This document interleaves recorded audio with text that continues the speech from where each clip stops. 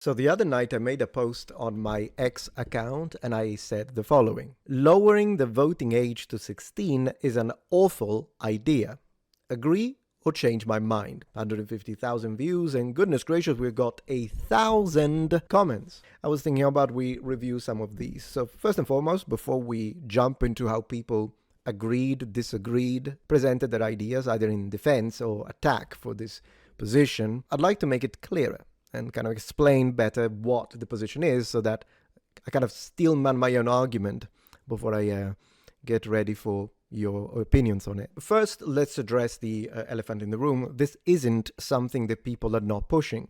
Before someone says, oh, you're just making it up. No, it's a thing. In fact, we have a whole website called Vote 16 USA, Youth Voices, Real Change, empowering, of course they're going to use this word, 16 and 17-year-olds to lead, vote, and create lasting change. Making democracy accessible for all. So there's a whole mission. It's a big deal. Let youth vote. Pass HB 3012.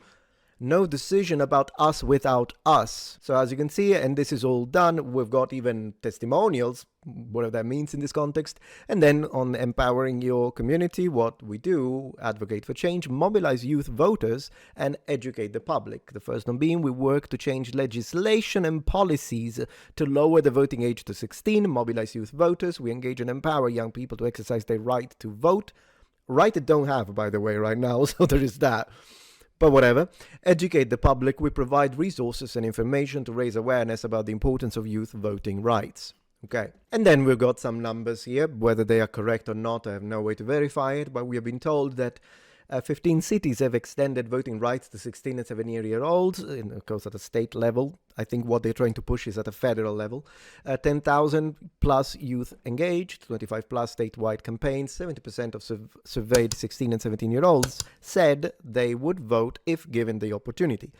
Now, usually these kind of surveys, I'd like to say, are not very useful because you can very easily scan or manipulate the data, the results of such polls, simply depending on what kind of pool you are selecting arbitrarily in order to conduct such. So you could easily skew this in whatever direction you want. So I would consider this one to be nonsense, if anything useless. Then we've got an improbable drawing, and then again more news and believing and empowering, strength, democracy. Okay. One of the strongest proponents of this idea is in fact Vice President Kamala Harris. She freaking loves it. And she says, former VP Kamala Harris advocates for lowering the voting age. Florida Governor Ron DeSantis flatly rejects Kamala Harris' suggestion of lowering the minimum voting age to 16. And there is a whole thing. So it's a 1 minute clip. So let's check it out. If not, you've got a skip button. But I do want to hear her point before I annihilate it. I think we should reduce voting age to 16. I'll tell you why. Please. So Gen Z, they're age about 13 through 27. They've only known the climate crisis. They missed substantial parts of their education because of the pandemic. If they're in high school or college, especially in college, it is very likely that whatever they've chosen as their major for study may not result in an affordable wage. They've coined the term climate anxiety to describe fear of not only being able to buy a home, but that fear will be wiped out by extreme weather, but fear of having children. It is expected that Gen Z will have 10 to 12 jobs in their lifetime. They are a larger number than boomers. They're a specific generation of people who are going to impact our nation and the world. All right, that wasn't a very long clip, and to be honest, that part wasn't great. See, here's the thing. I think it's a horrible idea to let 16-year-olds vote, and I think that we shouldn't change the Constitution, which clearly says 18 is the right age to begin voting. And in fact, even 18 can be concerning up to a certain extent, but 16, I say no. The reason why I say no, and the reason why this is my opinion, and it will be the same in Italy, it will be the same in England, it will be the same really everywhere, is because I personally believe that even though Miss Harris now is giving us a whole range of very emotional reasons as to why we should vote, for changing this voting practice, limitation, those were emotional because it's not like she works with facts, she doesn't work with empirical data analysis. No, she works with vote because that's what people do. Here, oh, yeah, poor 13-year-olds. At this point, why are you not letting 13-year-olds vote? Beyond me, but whatever. Oh, poor people, yeah, poor youth. They're it's really gonna be really tough for them because your university subject of choice is not gonna give you a good job. Then, I mean, they should totally vote. I mean, what does that have anything to do with it? It's nothing to do with it. Not to mention, if you chose gender studies, then it's your problem that you're not gonna get a good job. Choose languages, choose computer science, choose physics, or choose something that might give you a teaching job, I suppose, but whatever. I digress. And the importance of resisting white supremacy, if that's what you chose, good. You shouldn't have a good job because it's a waste of time and money. Most likely generational money. The problem is, I don't believe it for a second that the reason why people like her want to lower the age to 16 is because, oh no, because we care about the voices of these kids. No, it's because it's the natural progression of your indoctrination of our kids at school.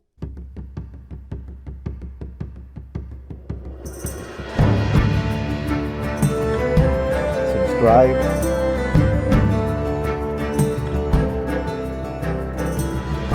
Whether it be elementary school, with all the nonsense you push and the politics that you push onto them, whether it be middle and high school, where you continue the indoctrination, or whether it be at university, which is where you consolidate indoctrination of political propaganda.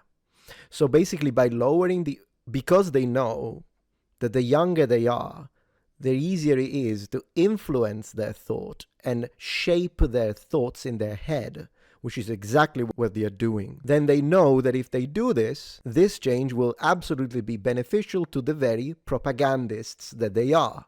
Because it's really difficult. You can use all the propaganda you want against someone like me or someone like you, statistically, people in their 30s, people in their 40s. We already have a strong view of the world built on our own experience, on our backs, on study, on personal strong ideas. It's difficult. Sometimes it can work, but most of the times your propaganda doesn't work. But with the younger generation, absolutely works. We know it. We have seen it. I mean, Charlie Kirk dies, and how many young people are there laughing because they've been told and they've been brainwashed into thinking, oh, fascist and all that. And so, yeah. And so because they know that it's working, and they know that people are not complaining about this enough, because then you go, oh, are you anti-woke?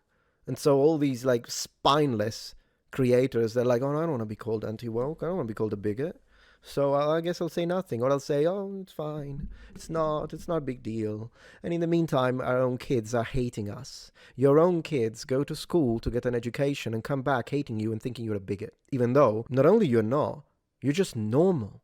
You're a normal human being with normal ideas that were normal all the way up to the 1990s. But now, because they are using everything they have in their power to gain power, they are noticing that their propaganda works really well with the youth. And they see that because it's everywhere. It's on your PlayStation network, it's on your Xbox, it's on everything. It's everywhere. All the movies, all the little freaking kids shows, drags for children at school, and then they go home and they watch a Disney movie and it's all about gay this and rainbow that, and then they push the politics, and then the video games are now you need to play as an illegal immigrant that needs to get into North America. Like, it's ridiculous, but it's working. And so because it's working, now they feel confident that if they do this and they lower the voting age, they will get people to vote for them because the youth are easy. And in fact, if this law passes at a federal level, mark my words, you will see an upsurge into the kind of political indoctrination and pandering that is in the media, in the video game space, and in the school departments. Do not forget what happened in Canada with that teacher that was showing on repeat to 10-year-olds the death of Charlie Kirk in the most graphic sense, completely traumatizing them for life, while giving them a speech about trans right and how much he was a fascist and deserved it. This is the educational sector when it's in the hands of the likes of this and her ilk, with all her minions praising her on Reddit and Blue Sky. So no, I oppose it. I think it's completely wrong, and so should you. Because if this passes, mark my word, we will experience an upsurge into the political pandering and indoctrination specifically targeted at the youth 10 times fold. And they will put money into it, which is why they don't care if these video games or movies flop.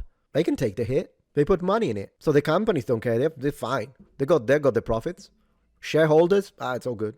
We got the profits. The thing flops, fine. But then again, enough people, enough minds have been coerced, and that's why they want this. 30,000 views on a response from Mr. Beat, fellow YouTuber. He says, many 16 and 17-year-olds already pay taxes on their income, yet have no political voice in how that money is used. No taxation without representation applies just as much to them as to any other citizens. Many 16 and 17-year-olds are much better informed than their elders. So to that I respond, you use many here, yet provide no data. Are there really many 16 and 17-year-olds who have jobs as compared to the bulk of the population of that age? This one will have to be answered with actual data. Then again, we'll have to define many, as we might be giving a different value and meaning to the word. As for the many who are much better informed than their elders, having seen your posts online, I probably imagine that means that they lean progressive.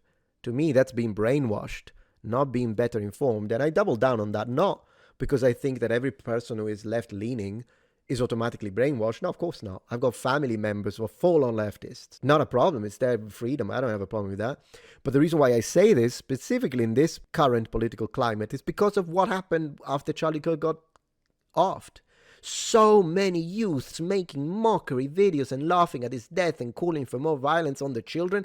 That's brainwashing. And these people will vote, Mr. Beat. These people, there were millions of likes. These people will vote. Wait for them to get over it. Maybe by the time they're 18, we can hope that if enough people in the center of politics and in the right of politics, if enough people call out this nonsense, perhaps when they're 14, 15, 16, they're getting indoctrinated, but by the time they're 18 and they're adults now, perhaps they will look into it and be like, you know what, this YouTuber actually opened my eyes. What I was seeing, what I was fed was wrong. It was false. It was nonsense.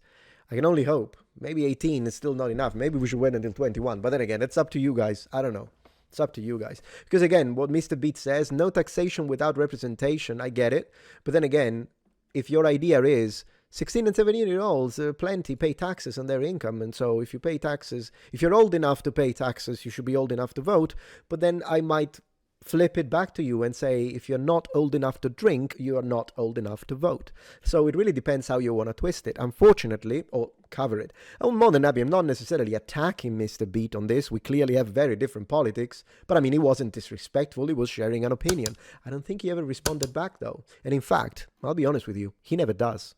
He often comes to my channel, says something blah, blah, blah, blah, blah about politics, disagrees, never comes back when I respond. Maybe he didn't get the notification. He's very popular, so I'll give him that, since no one ever gives me the benefit of the doubt whenever I don't respond and they're like, you chose not to respond. I'm just saying it. Unfortunately, I couldn't hear. That's the only thing I'm saying here. I didn't hear what he said. He did respond to other people. He just didn't respond to me. So at this point, I don't know if it's a choice. Maybe it's not. I'm not going to point the finger necessarily, but I'm saying it is what it is. Emerald Apple, good friend of the channel at this point, really nice commentator. Emerald Apple says, I'd rather the voting age be increased to 25-30. 16-year-olds have no stake in the economy. Right, but maybe 25-30 is a bit much. If anything, maybe 21, but definitely not past that. Steph, massive supporter of the channel.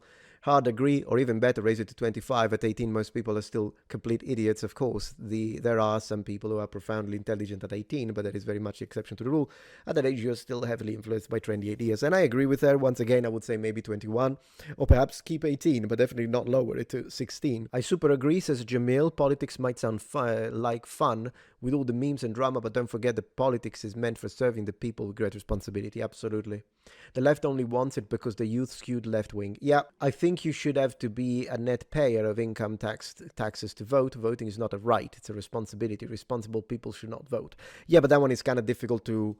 we have to become slippery slope there, because people might start saying, well, you shouldn't... we should remove your right to vote because X, and then I would say, now just put it that you have to be a citizen, and in fact, you have to be a citizen. That's another one. I really hope they don't come up with this idea of, well, the illegal people who live here or immigrants who live here but are not citizens should vote. Absolutely not. I say, as a legal resident of the United States who at the moment cannot vote, but I am getting that citizenship. The only chance the Democrats think they have, I mean, yeah, I do think it's a strategy. It's a move. That's what it is. It should be raised to 25. Voting, drinking, property ownership, and smoking age needs to match eligibility to serve the country. This is the quality of policy you'd get if you agreed to lower the age. It's that bad. Yeah. Every time they push this, we should raise the age by a year until they stop. That's kind of funny, actually, Michael. Should go the other way. Raise it to 26, in my opinion. I agreed. Base Metatron. Thank you. Support the Mega Cantinella. That is not a crime. A underage girl voting age as 16 is your minor problem. I haven't got a clue what he's on about. It's a globalist plow to enlist the naive. Absolutely. Raise it to 40. Goodness gracious. Lowering the voting age below owning land was and remains a terrible idea. Should be raised to 26 unless you're a military or civil servant. Well, military, it's actually not a bad idea to include that one. Still wouldn't go to 16 though. Anything to accelerate the downfall of the corrupt establishment absolutely should be raised to 26. Agreed. How about taking it further? Most people shouldn't be allowed to vote. Yeah, that's a problem because, I mean, in our system, that's how it is. Because then how do you choose who's allowed to vote? That's, in fact, actually an interesting question that we could try to answer. 1,000 comments, guys. 1,000 comments. I can't cover all of them. But if it's a topic that you're interested in and you want me to review more, well, let's see how this video goes, and then I might make a second episode. For now, thank you so much for watching, and let me know your ideas. Bye. If you appreciate my content so far and wish to help ensure my ability to continue to tell it how it is, regardless of any possible backlash, please support this channel on Patreon. Any support helps me and my team of academics keep the channel strong and gives us the means to fight back against the political rewriting of history. Stand with us, form the wall, defend the truth.